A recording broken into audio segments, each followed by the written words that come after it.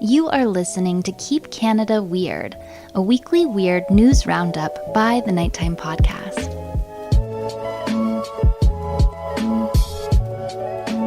Hello, listeners, and welcome back to the weekly Keep Canada Weird discussion series. If you're new here in Keep Canada Weird, my pal Aaron Airport and I seek out and explore some of the more offbeat Canadian news stories from the past week. In tonight's episode, which was recorded on May 10th, 2022, we're going to unpack stories using three separate themes. We have a couple of curious car crashes, a perverse public pool, and two slices of dismemberment. So let's get to it. Handsome Aaron Airport, how you doing tonight, my friend? Oh, I'm doing good. How are you, other friend? I'm actually doing extra good. I checked my mail. I checked my mail today, and I got something cool. Okay. I want to start the episode with this. For people who are listening and not watching, I'll do my best to explain what I'm seeing, and I'd like you and your reaction to explain what you're seeing as well. But let me set the scene here. For months now, there has been an ongoing storyline in the Keep Canada Weird series that features a debate between you and a listener named Ellen from the United States. It got hot, it got cold, it heated back up again. It all stems from, at least it started with the correct pronunciation of Reese is where it started. But it got way personal beyond that, and it's much deeper than that now. Recently, you demanded an apology from Ellen. She sent a voice memo that was not apologetic at all. In fact, she yanked your cord even harder. I don't know if I told you this, but I got a message from Ellen after that asking for your address. And I thought, whoa, like, we got to slow this down. And I said, Ellen, don't show up there. If you want to send him a letter or whatever, send it to me and I'll show it to him, but I can't tell you where he lives because I don't know how far this has gone. So anyway, gave her my address, and I got a package in the mail today. Address from the United States. It had weird United States stamps on it, and it said, "Do not bend" all over it. I will tell you this as well. I may have mentioned it, but Ellen is a fantastic artist. She does collage work. So that's the background. But when I get this package from the United States with "Do not bend" all over it, right away I knew it was going to be from her. I have the backs. I have them turned to the back here. I thought that this was going to be an attack on you, but it isn't. It's actually a beautiful piece that she made. And what I see when I look at it is, in the background, there appears to be a naked woman smoking, I think. And in the foreground are scraps of different styles of wallpaper is kind of what I see. Yeah, that's what it looks like to me too, from your webcam. Yeah, well, you'll see it in person because I'm going to hand deliver this to you shortly. I haven't dusted it for poisons. You're the first to, by the time, if there's poison in it, by the time it gets to me, you'll be long dead. Yeah, and she made it pretty clear she has no problem with me. But I think this is a beautiful piece. I expected, when I saw this and I knew she was sending something, I expected it to be like a sheet of paper that said like "F you, Aaron, get off the show." That is not what the show. That is not what this is. Is there any message in this that I'm missing, or is this like an apologetic piece of artwork for your wall? You know what the impression that I get from it, first off, it's very beautiful. I'm very appreciative of it. I just want to thank Ellen for this awesome, beautiful, wicked little piece of art that she sent me. And it just looks like a mutual respect of, we kind of battled over this issue of the pronunciation of Reese versus Reese's. And, we kind of butted heads over it. We both stood our ground. And in the end, we respect each other more for it. It's a draw. We didn't come to an agreement, but it was a journey. It was a journey we were both on. And I like to think that at the end of the day, right or wrong, we're both better people for Hmm. having gone through this together. I like that. It's kind of like if you watch like boxing or UFC or something, like really late in like the third round of a vicious fight. Sometimes the fighters will just kind of stop and just touch gloves and smile, like this is what we do it for. I think This is this what is we you and do. Yeah. Ellen as two people who think you're right, just being like, let's go. And Um, we may butt heads again, like I think this picture really puts the issue to bed, right or wrong, two warriors scrapped it out. mhm, And and we may scrap again, mhm. I may pronounce something a different word down the road that she might take And it offense may to, and make then away we go at it again, swinging haymakers. So let's yeah, but this is lovely. for people who are interested in seeing more of Ellen's work, she has an Instagram account where she shares a lot of her cool stuff. The username is Collages.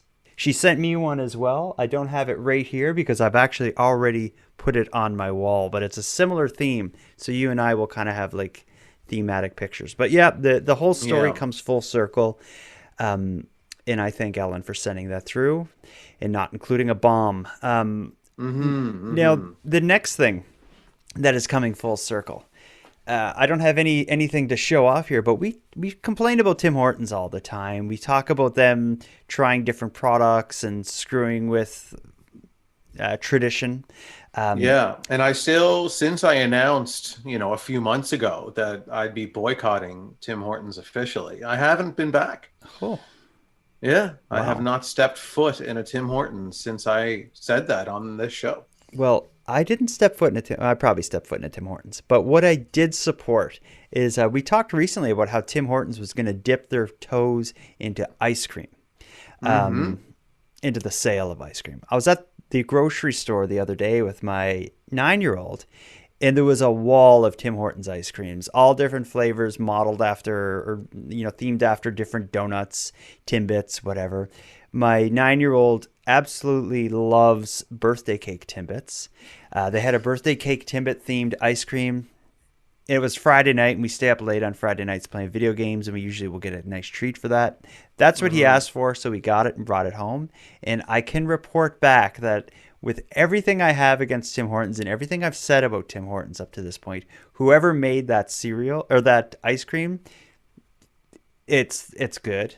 It's very good. They knocked Yeah, it out of well, the one of park. the listeners had called in one time when we were kind of talking about Oh, the Tim Hortons ice cream, and they said that there was a particular um, distributor or production facility company that would yeah, be making the ice cream for them, that's and right. that in fact, if they were the ones making it, she knew that it would be very good ice cream. Okay. Yeah, I wish my 9-year-old was Um, awake to come to step in and give a review, but yeah. he loved it, and I tried a little taste of Hmm. it, and it was So delicious. we don't credit Tim Hortons for the quality of that ice cream. It's the company that they hired to make that ice Yeah, cream that whoever should they be are. credited. Yeah. Yeah, great work, fellas. Um, and the last Tim Hortons piece that is going to bring this full circle again. I've talked a lot about how I drink Diet Pepsi, and I've become fond of drinking it from metal straws. Although right now I have a glass straw, which is really cool because you get to see the fluid come up. Oh wow, But that's exciting. someone sent me a picture. Tim Hortons now has Tim Hortons branded metal straws that they sell in some Tim Hortons coffee shops. So they're obviously listening to this show. That's clear that every single marketing and product development going forward is based off of our intense criticisms of Tim Hortons. Well, it's good that they're listening. But yeah, but anyway, that's we're gonna kind of. This is how I want to kick off the show with issues and past topics coming full circle. But we can move on from this now because we have a full plate of weird Canadian stories. Unlike any episode in the past, this is almost like the season finale or maybe a season premiere, although it isn't. But Or it's no, it's the mid-season break, when there's always kind of some shows will uh, slice up into two almost mini seasons, like, and yeah, they'll have a mid-season break cliffhanger. yeah. Not that we have a cliffhanger planned, but Although we're not taking break, this is certainly we're stepping up to the level you'd expect from like a mid-season break with what we have here. That's right. I hardly have time to talk about our personal lives. Do you have anything going on that we need to slow things down to discuss? In my personal life, Yeah. Is anything new? no, nothing that is airable on the show. Oh, Christ. An infection? No, jeez, no. Yeah, nothing here either. Nothing's new. We got to get to Weird Canada. So, as I mentioned, full plate tonight, and I'm able to break it down into some pretty clear themes. We have a car crash saga. We have a creepy public pool saga. And then we have some stories on the theme of dismemberment. So kind of from different sides of the weird Canadian coin, but clear themes that we'll get through. But before we get into any of these themes, there was one story that just really didn't fit in anywhere, but we certainly need to discuss it.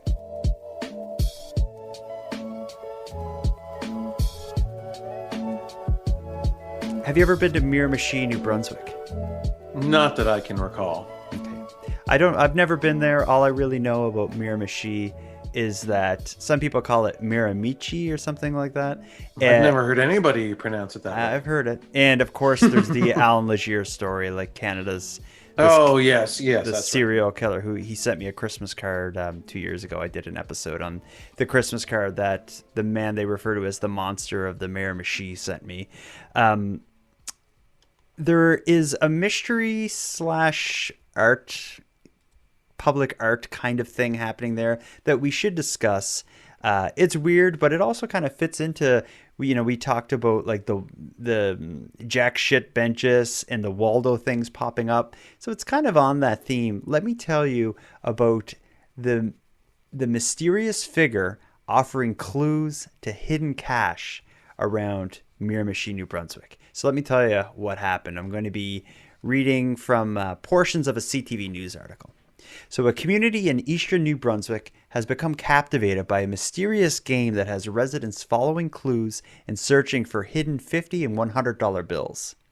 The hunt is so fun, Miramichi resident Savannah Harris said in an interview on Sunday. I bring my little brother with me. It's high energy. You're looking everywhere. 6 prizes of $100 were found last week. No one knows who's behind the game, started by a Facebook user who calls himself Roman Dungarvan. And I should also say Dungarvan is the name of a river near Miramichi. It's also said to be haunted. There's a ghost called the Dungarvan Whooper, famous in that area. Wow. So anyway, Whooper.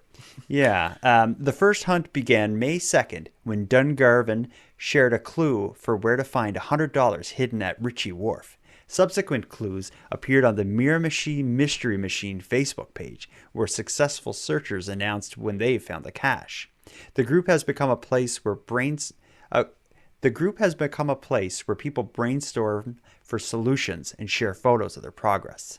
A description of the group suggests Dungarvan took his name from a ghost story about a young cook who was murdered and buried at a lumber camp along the Dungarvan River in the late 1800s. According to local lore, he still haunts the site to this day, making terrible whooping sounds.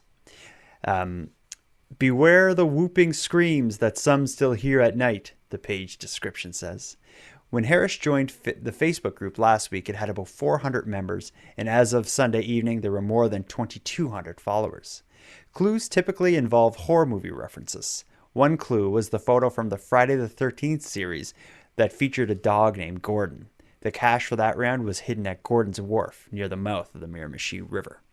Meanwhile, it appears Dungarvan is watching when players are searching for their latest stash. A message on the Facebook page alerted Samantha Savoy to the fact that she was near the hidden prize on Friday. And Dungarvan posted that a person in a gray hoodie, what Savoy was wearing that day, was so close. Savoy then watched as nearby searchers swooped in and found the cache in a small silver case. No one seems to know who Dungarvan is or why they've decided to hide money for people to find. Harris said whoever they are, they seem to be trying to give back to the community. And they haven't really asked for anything back from it.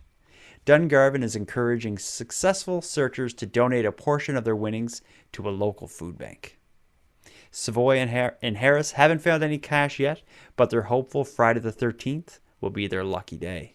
So, this week's going to have Friday the 13th. Yeah. I didn't realize that until I read this article. Well, overall, what do you? I love this. I think that's cool. Yeah. I'm curious, like, how much money so far has this person, this entity invest in this kind of art project scavenger hunt? They didn't say exactly, but by the sounds of it, at least $150. But it said prizes of hundreds and fifties. So Yeah, it sounds like they're putting quite a bit of money into this. But why? Well, it's probably just fun for them. I don't know. Maybe they're on the wealthier side where it's like, I could spare, $500 to $1,000 or something to kind of have some fun with people. Yeah, I think it would. Yeah, that would definitely be fun, especially if they're, like that article says, they're actually watching the people search and like responding in real time. Like someone in the gray sweater's close. Whoever's doing this is having a blast. It could also be a couple people. I see Jennifer Bishop, who's in the live chat right now, it just mentions that the group is now up to 4,300 followers. Mm-hmm. So it could also be, let's say you grew it big enough and made your, like here, I'm just kind of thinking long term and also thinking of trying to monetize and market it, is let's say if it grew to be even bigger, this group, maybe they could make the puzzles more complicated and include like sponsorship and stuff. Like I'm just thinking if someone's investing money. Well, I mean, I've seen things like that done before. Like a number of years ago, it was a while ago, maybe 10 years ago or something. 101.9 The Giant ran. It's a Cape Breton radio station, right? It's a Cape Breton radio station, but it's owned by, I think it's under the same family of a lot of maritime-based radio stations or Canadian ones. But when they first launched here in Cape Breton, they had this kind of marketing plan, kind of promotion going, where there was, you had to find, I can't remember what it was that you had to find, but if you found it, you won $10,000. So it was some kind of and then every like week or so, they would post clues. So it was hidden somewhere. I kind of remember this. Yeah, it was hidden somewhere like on the island, but I think they were specific about this kind of municipality, the city. Mm-hmm. And then, they would post clues, and then you had to go and try and find it, and whoever found it won $10,000. So it went on for a little while because it took a little while for people to find it. And where it ended up being, it was under, I think it would ended up being, if my memory serves me, that it was under a garbage can on the boardwalk. And I remember after a fair amount of the clues had been released, I was like, it's sounding more and more like the boardwalk. And I went for a walk along the boardwalk, but I didn't think to look under the garbage can. Oh, what a But I did like mistake. just go, me and my partner at the time, I was like, well, let's just go for a walk on the boardwalk anyway. We're going for a walk. So, and I have a theory it's somewhere there. And I kind of just looked around, but I wasn't seriously looking. Okay. Well, and then I read that it was found, on the boardwalk. It was under one of the garbage cans or something. It kind of fits, like, I guess the mission for this series is to kind of find and highlight kind of the weird and offbeat little stories. This person, I guess, whoever the Roman Dungarvan is, gets like a tip of the hat from us because they are actually doing some work to keep Canada weird. Miramichi is a small little place with very little going on. So I can only assume that there is like an energy and an excitement around Miramichi that hasn't been there for a long time, thanks to somebody who has a couple $100 to throw at making the community fun. Yeah. So let's move on. So great work, Roman Dungarvan. We salute you. We're not necessarily going to salute the next few people. Should we go to? I think we'll save dismemberment for last. Do you want to get into car crashes? Let's crash these cars. So we actually, something about the last week in Canada there was something in the air that generated two very unique car crash stories. I'm going to read you one, first of all, set in Halifax, my hometown. And this, again, just happened very recently. The title or the headline of what I'm going to read to you, this is a Saltwire article. The headline is going to give away what happened. DNA on Tim Hortons lid sinks Halifax hit and run driver. And this is going to be a very Canadian crime. Let me roll the Canadian crime intro. Oh, nice. This week in Crime in Canada. When a man driving a stolen Honda Accord ran a red light, causing a crash in a Halifax intersection on February 23rd, 2021, he took off on foot in a red and black plaid lumberjack jacket. Lumberjack jacket is kind of a weird term. Lumberjack jacket. Mm-hmm. Just I don't think I've ever said it like that. It's like Jack. So anyway, so on February 23rd of last year, hit and run, he takes off in a red plaid lumberjack jacket. Halifax Regional Police tracked down the thief by testing the DNA he left behind on a Tim Hortons cup lid. The hit and run happened at about 11 a.m. at the intersection of Quinpool Road and Roby Street. When police got there, the Honda Accord was in the westbound lane of Quinpool, facing in the wrong direction. The passenger side of the vehicle was heavily damaged and the airbags were off. Witnesses told police the Honda had gone through a red light right before it got hit by a Toyota RAV4 that just started heading south on Roby when the driver's light turned green. The RAV4 driver had a sore neck and planned to get her injuries checked at the hospital. He advised that his daughter was also in the front seat and she was quite a bit shaken up. The Honda's driver ran away, heading down an alley beside Domino's Pizza. The Honda's owner had reported it stolen overnight. A search of the Honda turned up several uncapped, used, and loaded syringes throughout, said the detective. There were several items relevant to drug use in the vehicle, garbage, and items indicating long-term use of the vehicle, such as clothing, garbage, and drinking vessels. Police seized an unloaded .22 caliber rifle in the trunk and 21 bullets for the gun in a case near the Honda's front seat. Among the other debris, police found zigzag rolling papers near the steering wheel, metal smoking pipes, and a red bag of cash, a small plastic bag of marijuana, cigarette butts, and the plastic lid from a Tim Hortons cup. Forensic officers processed the interior of the stolen Accord and swabbed the Tim Hortons cup lid located inside the vehicle. Samples of the swab were sent for DNA analysis, and a male DNA profile was developed and entered into the DNA data bank. The DNA profile was matched to a known offender on the National DNA Data Bank belonging to Neil Conroy. Bradley wanted a warrant to get a blood sample from Conroy to compare to the DNA on the Tim Hortons coffee lid that had been left in the stolen Honda. Police got the sample from Conroy this past February by pricking his skin surface with a sterile lancet. That's kind of like very detailed to describe how that exactly it is. Yeah. Is it necessary? I don't know.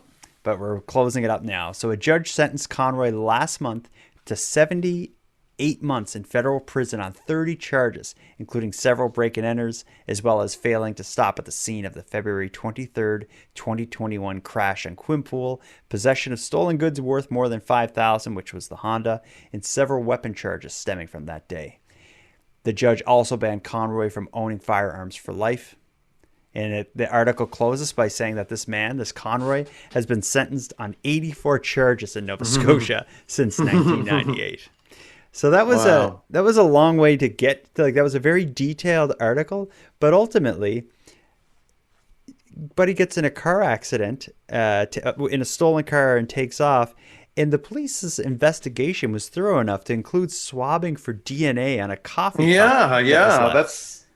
That's what kind of shocked me about it, is that they went to that length to, and that's one thing, that I guess, when you're kind of, I wouldn't put that off as what a dumb criminal or whatever. It's the kind of thing where I don't know if I would have thought of that if I was stealing a car and I whip through a drive-through to get a coffee, and You know, they might get my DNA, but I mean, they don't have my DNA on file, I wouldn't think. So I guess I wouldn't have to worry about it. But they ended up getting his eventually. Yeah, well, this guy, he seems to, like, again, 84 charges since 98. He's a bad dude. Well, it seems to me like this was someone who wants to go to jail. He's probably in and out all the time with that many charges. Yeah, it's probably nothing just to really go back. Nothing. Yeah, it's like, yeah, well, it's 3 square meals a day and a decent cost. But I wonder if the motivation to do because the whole DNA analysis and stuff, that costs some money and stuff, and I'm sure they don't do it for every like crime of like property theft or anything, but in this case there was like firearms and stuff in the car. Well, yeah, it was probably, they were like, this looks like a serious individual and we really want to get this person sooner than later. Well, they got him, and now he's going to go down as the guy who got busted for because of a coffee cup, Tim's cup. Which makes it a Canadian crime. It makes it a Canadian crime, and I also think it really sheds light on people who drink Tim Hortons. I think the type of people who support a business like that. Yeah, and I think everyone who drinks Tim Hortons needs to get thrown in jail. Mm-hmm. That's why I don't drink it, because I'm not a criminal. So that's not the only car crash we have to discuss. We have another one here. This one not set in Halifax. We're going to be heading out to Ontario for a car crash that occurred. I think it was on the 8th of May, so just days ago. This is another one with a kind of a weird twist in it. Doesn't involve a Tim Hortons cup though. The headline of this article is "Nursing Grad Stops to Help at Horrific Crash Only to Have Her Car Stolen." So here we go. An Ottawa nursing school graduate recently had the ride of her life, stopping to help a serious crash only to have her own car stolen. Vanessa Fortino and her boyfriend were driving home on the Vanier Parkway at about 11 p.m. Thursday after buying groceries when she noticed something approaching fast in her rearview mirror. "I kind of swerved out of the way because a car was driving towards me going at least 100 to 120 kilometers an hour, she recalled on Sunday afternoon. Believing it was a reckless driver racing at night, Fortino initially didn't think much of it, until about 15 seconds later as she approached Queen Mary Street. "We're one of the first cars to pull up on this massive, horrific car accident," she says. Realizing the two-vehicle crash was likely caused by the driver who had just passed her, Fortino's nursing instincts kicked into gear. She jumped out of her Toyota RAV4 and offered assistance. The keys were in her pocket, but she hadn't turned off the engine in her push-to-start vehicle, and her boyfriend also had gotten out. She initially went to help an older man in a white car. Its front end had been crumpled by the crash and was completely gone, Fortino says. When she realized the man, while shaken, wasn't in critical condition, she moved on to the black car, which was about 100 meters away and had flipped multiple times. With glass and debris littering the road, Fortino sprinted, believing the driver could be dead. "There's somebody on the other side of the sidewalk, another bystander." Oh, wait, sorry. No, this is her talking. "There's somebody on the other side of the..." Because I know where the story's going to go, so there's a different voice I'll use for this. Yeah, I look forward to it. Now, what's her voice? "There's somebody on the other side of the sidewalk, another bystander," and he screams out to me, and he goes, "Nobody's in there." And I look over at him, and I'm like, "What do you mean nobody's in there?" And almost at that exact moment, another car emerged from beyond the rubble. All you hear is like a car engine kind of rev, like vroom, and it swerves right through all the glass and debris. You can hear the sound of like metal hitting the car tires and stuff, she said. "The car speeds through there, and immediately, as soon as I see the lights of the car, I realize that's my car."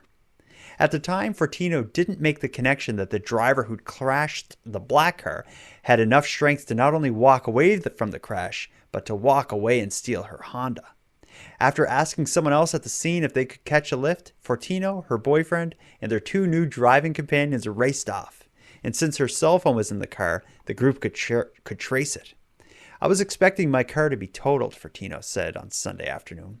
But when they found the car, the man who stolen it was already in the back of a police cruiser. Officers had spotted the speeding vehicle and followed it.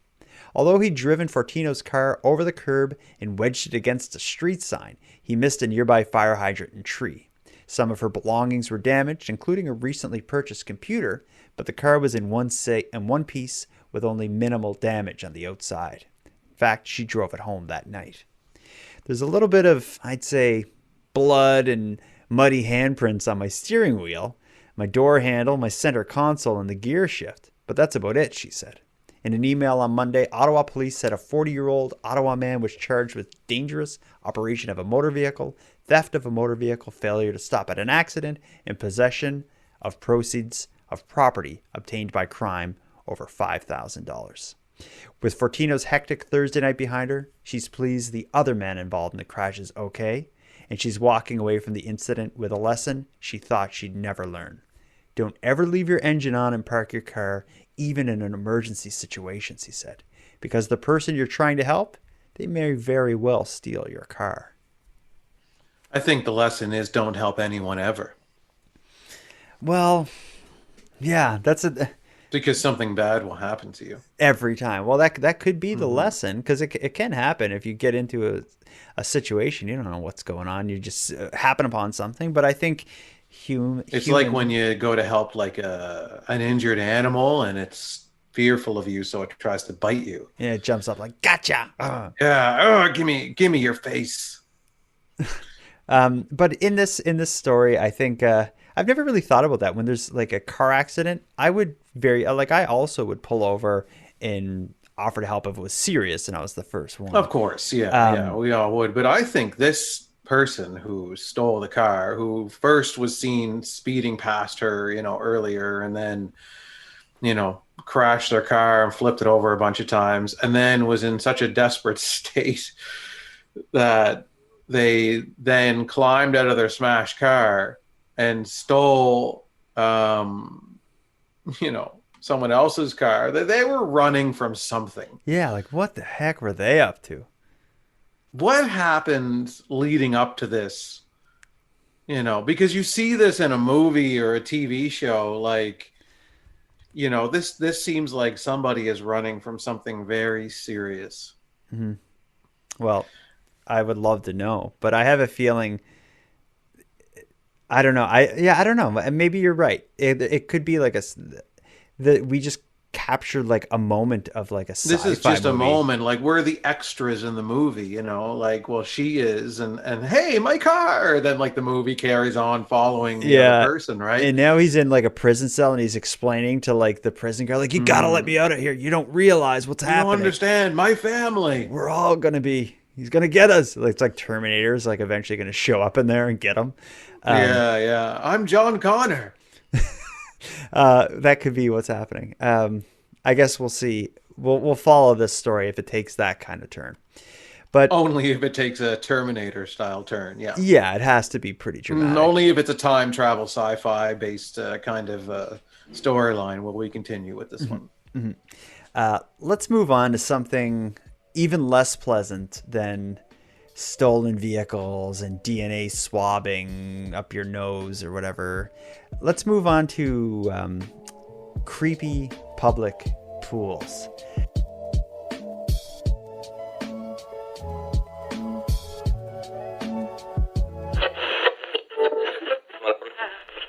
Hello, listeners. I'm sorry to pull you out of the episode like this, but I want to give you a bit of a tip on how you can support the creation of Nighttime and look great doing it. If you check out the store at nighttimepodcast.com, you're going to see a dizzying array of Nighttime Podcast themed shirts, hoodies, coffee mugs, and assorted apparel. It all comes in a variety of sizes, fits, and colors, and I'm adding new designs regularly. So if you're looking for something new to wear and want to support the creation of Nighttime as you wear it, go visit the store at nighttimepodcast.com. Now let's get back to the episode.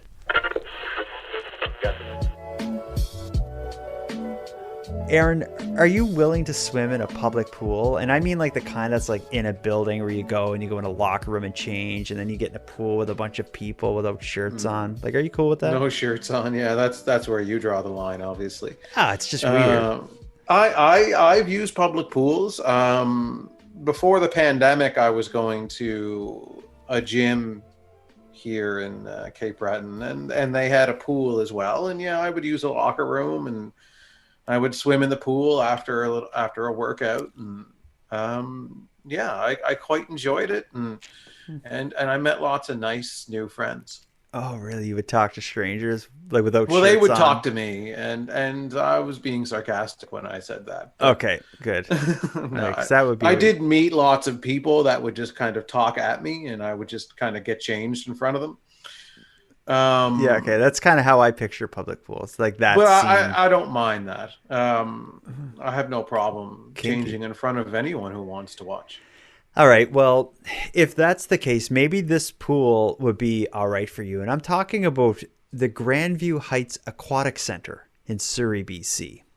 They found themselves on the news this past week for I guess I'm thinking this is probably a criminal situation, but it's not isolated. This public pool has a bit of a reputation and a history when it comes to creepiness.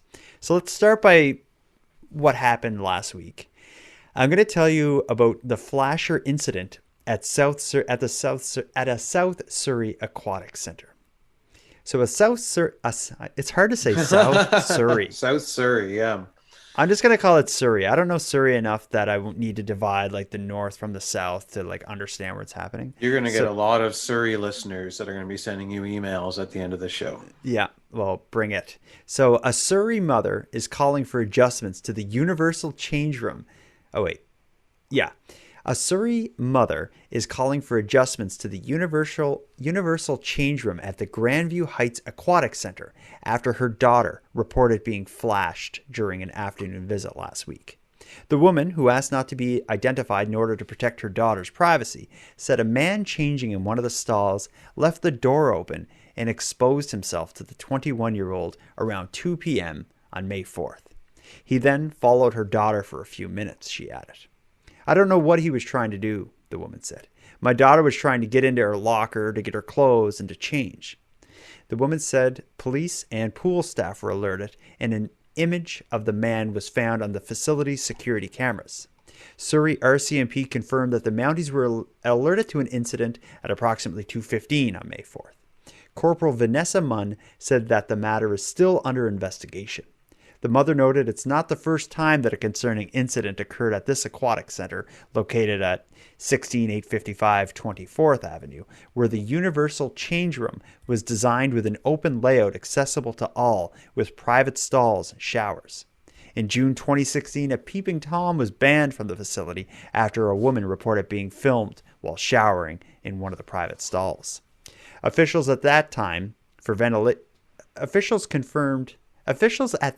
confirmed that for ventilation purposes and to comply with health regulations, there are some sides of the shower stalls that don't go right up to the ground.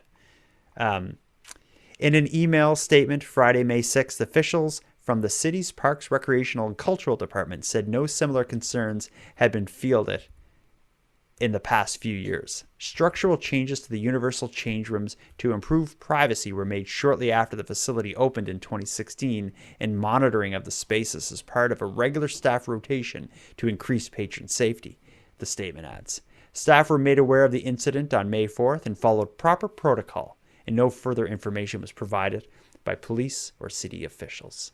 So let me ask, and that's the full article, but let me ask you, this whole idea of this universal change room, does that mean like men and women are in a change room together, I guess, right? That's what it sounds like to me. Yeah. So it's just an open field change room. So there are private stalls, and yeah, Okay. that's what it sounds like. I've never been in a public pool that does that. It's always, well, actually, I'm just trying, there's like a pool kind of center thing near my house that I've been to a few times when my kids are doing swimming lessons. And there was, I think, but maybe I use I think there's like a men's, women's, and then like a family change room. And I think Right. I use the family because I was with kids.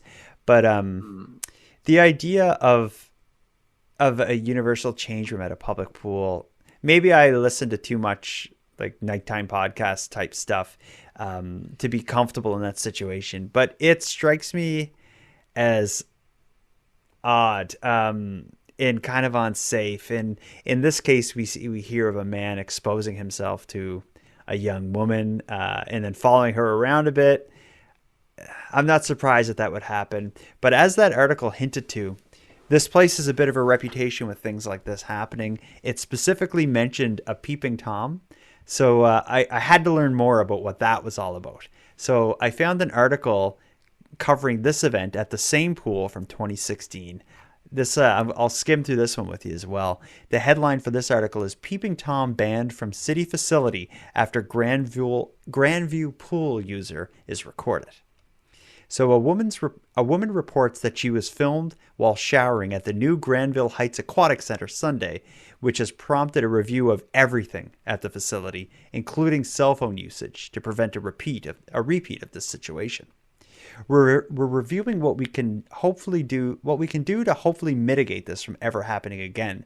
Stacey Rennie, the city's manager of community and recreational services for South Surrey, told Peace Arch News on Tuesday.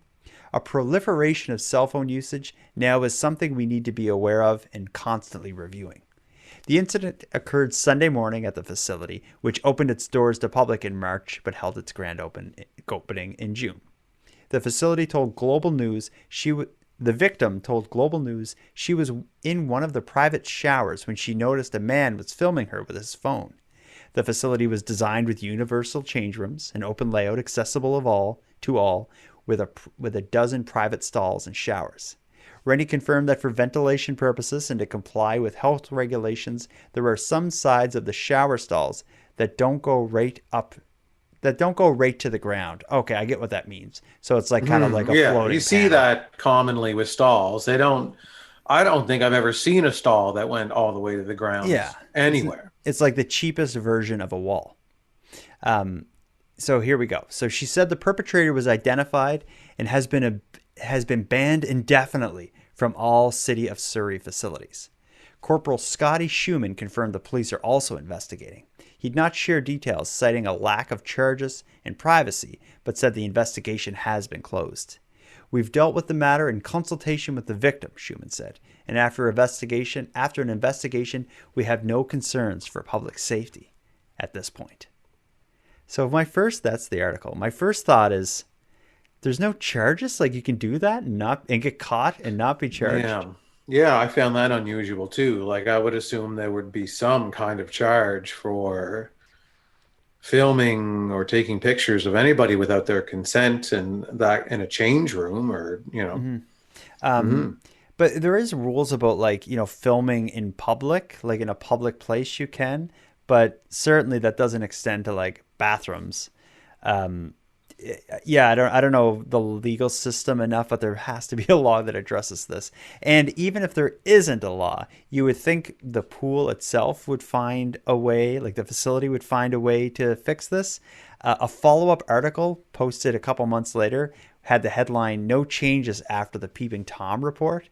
And the first couple paragraphs say a city-led review of a new South Surrey pool sparked by a complaint of a peeping Tom filming a woman has found no concerns with its changing room and shower facility. The facility meets or exceeds all building codes and Fraser Health requirements, Stacey Rennie, the city's manager of community and recreational services for South Surrey, said. And they have a great quote from the victim in this article. Where is it here? What the victim says is, "The pool really is not doing their due diligence. They like the aesthetics. And yeah, the pool is beautiful, but they need to do something here," the 57-year-old said. And then they end their quote with, "This place is a pedophile's dream come true." A pedophile's dream come true, yeah. But yeah. So let that be a warning for anyone who's planning to go to a public pool. If you're going to shower, even if it's in a private stall, maybe keep your swimsuit on. But I guess even if you do, I don't want someone filming me in my swimsuit either. Oh yeah, you don't want anyone filming you at any point in time when you haven't consented to it. It's weird even if you're fully clothed. I don't know. Like, it's unless somebody tells you, "Hey, I'm filming," or you can see them holding the camera up, and you're like, "Okay, I know I'm being filmed," but to find out you were filmed no matter what you're doing, and then you find out after the fact, is weird. Yeah. Are you surprised to see these two incidents play out in the same pool within a couple year period? Like, would it surprise you that it's at least this often that these kinds of things happen. Someone filming a girl showering, then another guy's exposing himself to a young woman. And I'm assuming it's two different guys. It must be. Yeah, probably. I don't, yeah, I don't, it's, see, you see a lot of gender neutral, like bathrooms and things popping up all over the place now. And I guess it's kind of, yeah, I guess I don't know how this gets addressed in the sense of those particular issues that people could run into in those situations where, somebody who wants to maybe expose themselves or film somebody has more access in a situation like that. But I don't know. It's a tough one. Yeah, well, it needs to be considered both in terms of the design of the space, and then there needs to be bite to law enforcement. You can't do this stuff and just get away with it. Like, I think if you go around asking people to vote, like, should you be able to get away with doing this? I think unanimously Canadians will say, like, there should be repercussions of filming someone while they're showering in a public pool or exposing yourself to a young woman from the stall at the public pool and then following her around. Well, I mean, there has to be a charge for that. I don't the filming one maybe is more of a gray area for some reason, but I mean, exposing yourself to someone, I guess, was he in the stall when he did it? I think maybe said he was trying to create a gray area too, where he's like, well, I'm changing and the door was open. And so take a look. Yeah. So take a look. I don't know. Yeah, I guess maybe he was thinking that if I expose myself to her while I'm standing in the stall, they can't get me.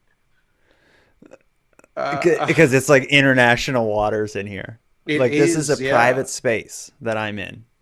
This is my space. And you're looking at. and you're the one looking at me, even though, that I'm dancing. But this isn't funny. I do not like these people. It will make me second guess a public pool.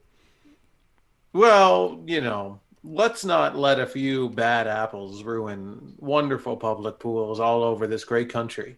Oh, I bet you we could find stories like this from half the pools in this country.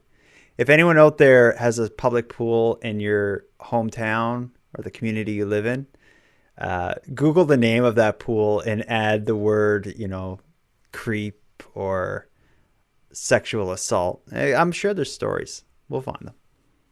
Well, yeah. I mean, hopefully there's not a lot of this happening all over the place. I grew up going to a public pool and I have fond memories and nobody ever exposed themselves to me. Well, so that's you are one of the lucky ones. Well, let's move on from public pools. They're giving me the heebie-jeebies. Although the chlorine will get rid of the heebie-jeebies for you. The next series of stories isn't going to make us feel any better. We've gone from car crashes, which are uncomfortable, to indecent exposure / I don't know what you would call it, voyeurism at public pools, which is even less comfortable than a car crash. But I think the ultimate in discomfort are stories surrounding dismemberment. And that's what we're about to dive into. You ready for this? I'm always ready for a good dismemberment story. You also like cat stories, right? Oh, right. Yeah, I blocked this one out of my mind after I read it, and then you just brought it back. I'm sorry. This one is just, read it. Well, this is file this under WTF because I don't get this. So this is an article in a story that played out May 6th, Vancouver Island, BC. The headline of this article, and this is crazy enough, investigation underway after cougar kittens found beheaded on Vancouver Island. So BC conservation officers are investigating after 2 dead cougar kittens were found without their heads or their paws on Vancouver Island. The BC conservation officers say the cubs were found shot and killed near 64th Service Road in the Cowichan Valley. The service estimates the kittens were illegally poached within the last week. The killing of cougar kittens shows a blatant disregard for ethical hunting and wildlife conservation, says Mark Kissinger, a conservation officer in Duncan, in a social media post on Thursday. Thankfully, this is not the type of offense we see regularly. The BCCOS, which is like the Conservation Society, is reminding residents that it's illegal to kill cougar kittens, defined as being under 1 year of age or still having spots, and that it's illegal to kill a cougar that's in a family unit. Conservation Officer Robin Sano says the kittens were about 3 months old, resembling small domestic cats, and they'd likely been in close proximity to their mother at the time. Sano says the Conservation Service hasn't identified a suspect, so they can only speculate about why someone would kill and remove parts of the cubs. Whether it would be a trophy or whether it would be a chew toy for somebody's dog, we can't say at this point.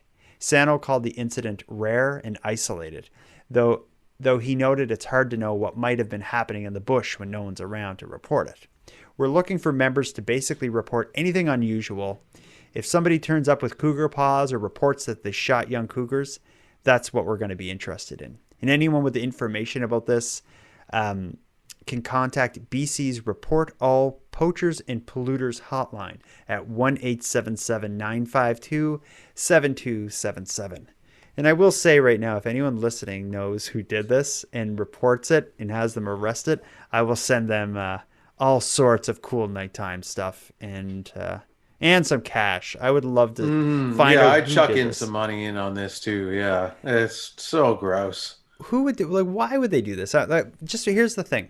So cougars, what I was thinking is cougars can be like predators, and if you have a farm or something, maybe they're killing your chickens. So maybe you would want to like shoot them if they're near your property, but you wouldn't like cut off their heads and paws. To me, that says like trophy. No, that's a poaching situation for sure. But what would you? But it's not a big cougar, like a little kitten. So it's Well, like it's probably somebody wants. There's a market for probably anything like that. in BC. Well, who knows? I don't know. I mean, maybe the individual themselves wanted it to make some kind of a decorative piece for their whatever. Yeah, but it's just maybe. But it's like a cat's head is small. Like why wouldn't they go for the big? It's probably harder to get kitten cougar.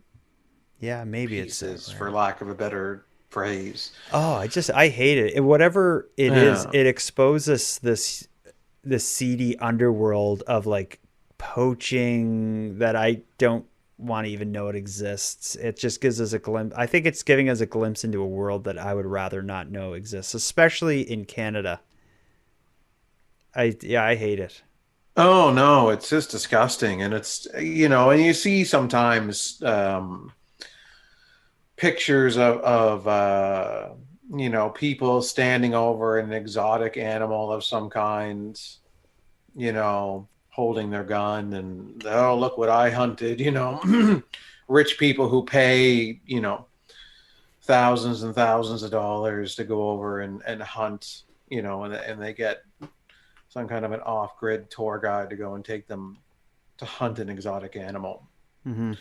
But even those people would have like kind of the morality of not killing like a cub or, the people who go and kill like the exotic animals.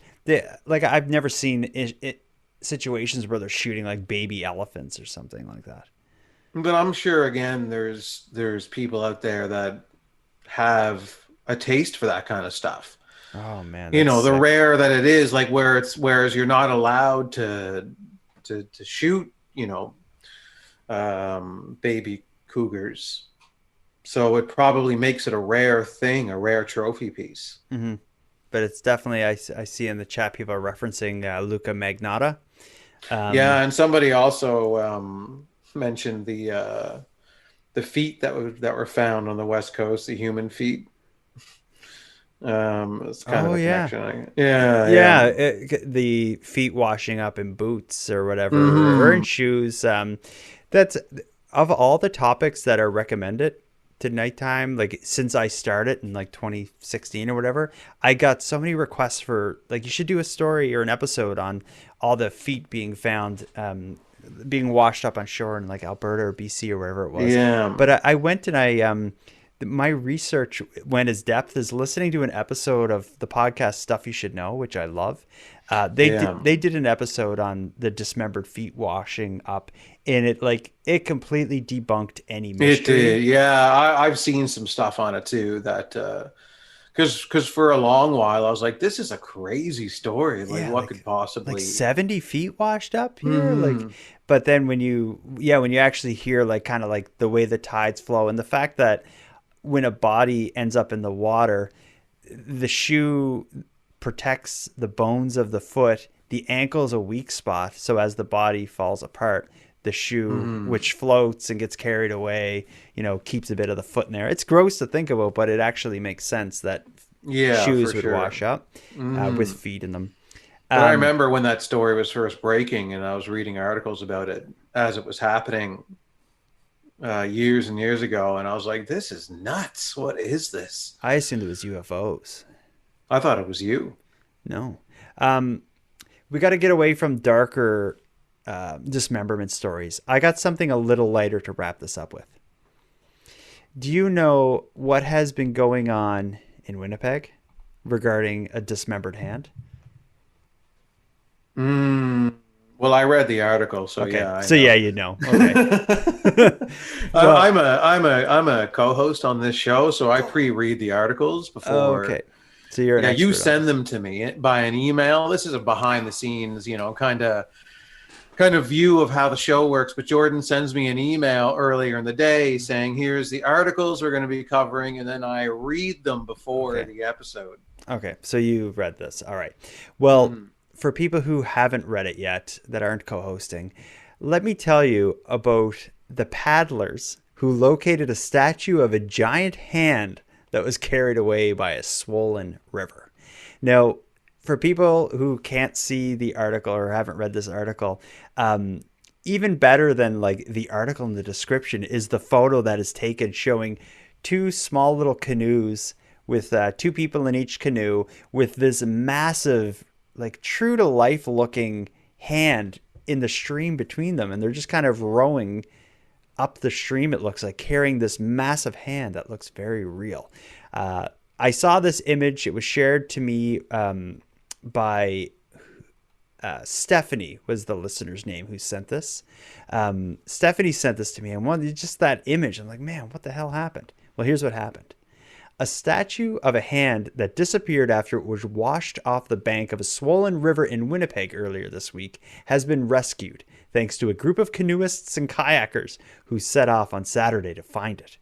Charles Burchill, an avid Winnipeg paddler, said word got out that the fiberglass hand, which stands taller than a person, was no longer on the bank of the Cyane River in Winnipeg. Paddlers said that the statue had been on the bank not far from the city's perimeter highway for more than a decade on the property of a museum worker who saved the former exhibit from the garbage. I think it's one of those things that everybody, when they paddle down that end of the river, looks for. It's like a landmark that's kind of fun to see on the shore, Burchill said in a phone interview.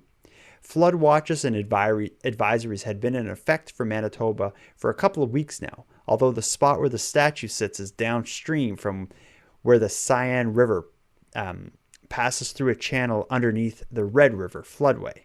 When flows get strong on the Cyane, much of the excess water gets channeled off into the floodway, regulating the flow further downstream. But still, Burchill said the river had been higher than usual earlier this week, likely tipping the hand over and carrying it off. How far it had gone was unknown, he said. So on Saturday morning, two canoes and two people on open-topped kayaks launched on the Cyane River to look for it. Burchill said they got about 600 meters downstream, where they weren't rowing downtown. 600 meters downstream, where they spotted the giant hand floating against a downed tree. The hand was right on top of the surface, so it was quite easy to spot. But we did need to go up around a couple of corners, so you wouldn't have been able to see it from the normal walking paths or from the small number of houses that are along the shore, Burchill says. Initially, the paddlers thought they'd be able to pull the hand to shore and transport it overland, or maybe hoist it atop one of their canoes to carry it back to its home. But Burchill said they soon discovered it weighed at least a couple 100 pounds. So instead, he said they rigged up ropes so they could tow it between the two canoes in a way that it wouldn't get damaged by bumping against the canoes or the trees. It took about an hour of paddling upstream, but they finally reached their destination, where the statue's owner greeted them, and they hauled it back to its normal display position. I think right after we left, there were a couple of people. There was a group of people, I'm hoping, walking the Cyane River, and I think one of their hopes was to see that hand, Burchill said. So we kind of timed it just right to get it back before anybody came looking. So remember we talked about the potato?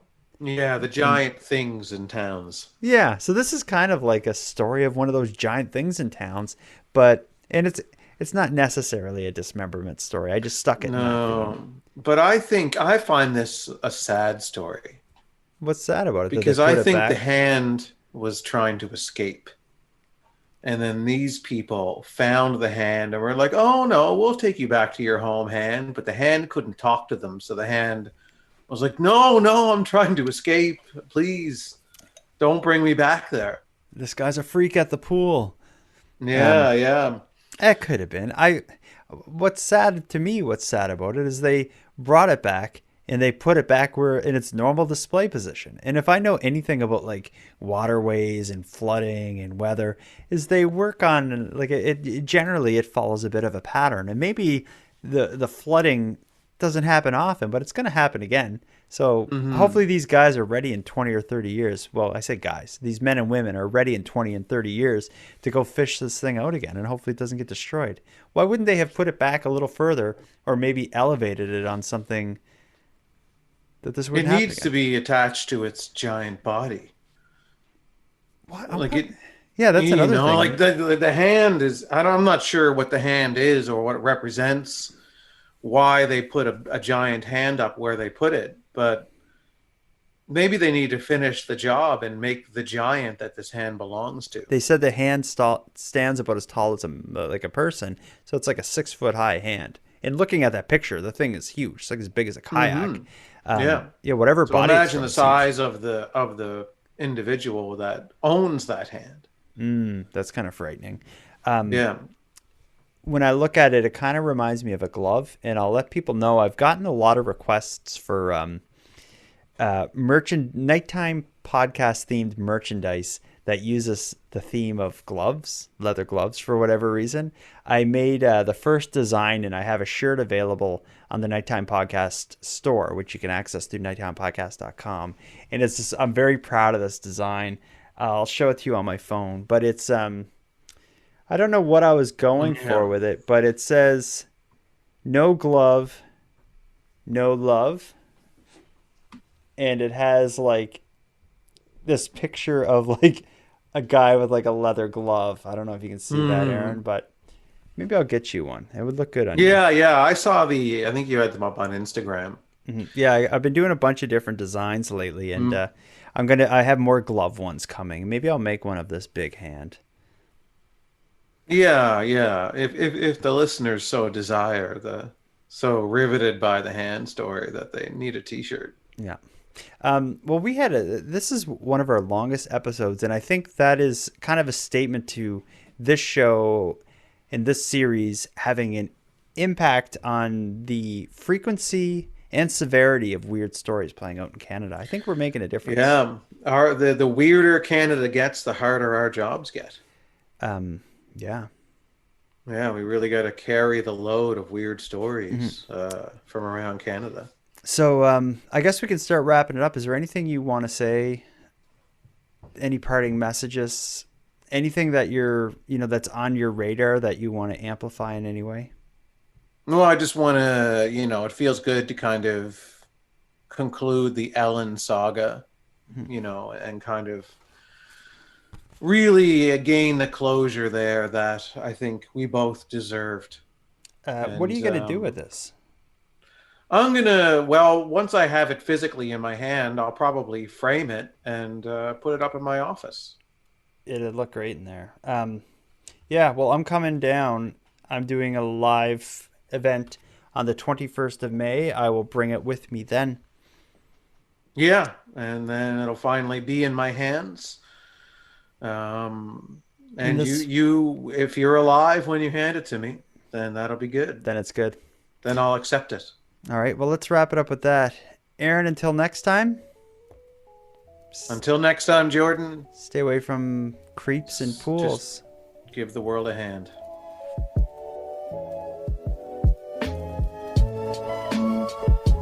I want to thank you for joining Aaron and I on our journey to keep Canada weird. But before we part here, I have some thanks. First, a big thanks to Aaron for again sharing an evening with me and with you, the listeners of Nighttime.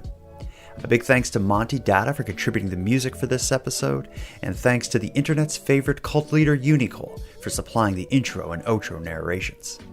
But most importantly, I want to give a massive thank you to everyone who listens to Nighttime, as without your interest and your support, this show would be as pointless as it would be impossible. But with that said, keeping the show alive is, and it has always been, an uphill battle. So if you want to help take a bit of weight off the show's back, make sure you're listening on the premium feed.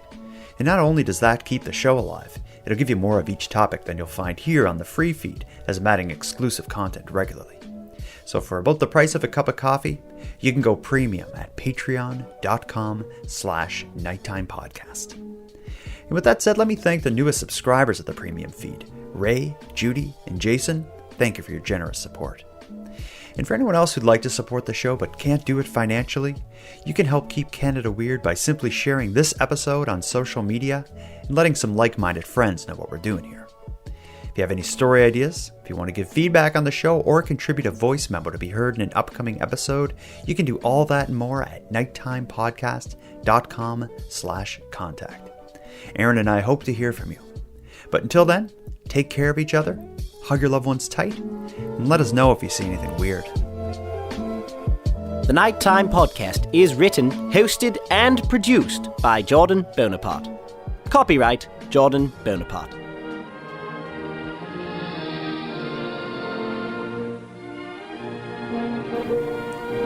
Beautiful, serene, majestic. The true North. Strong and weird.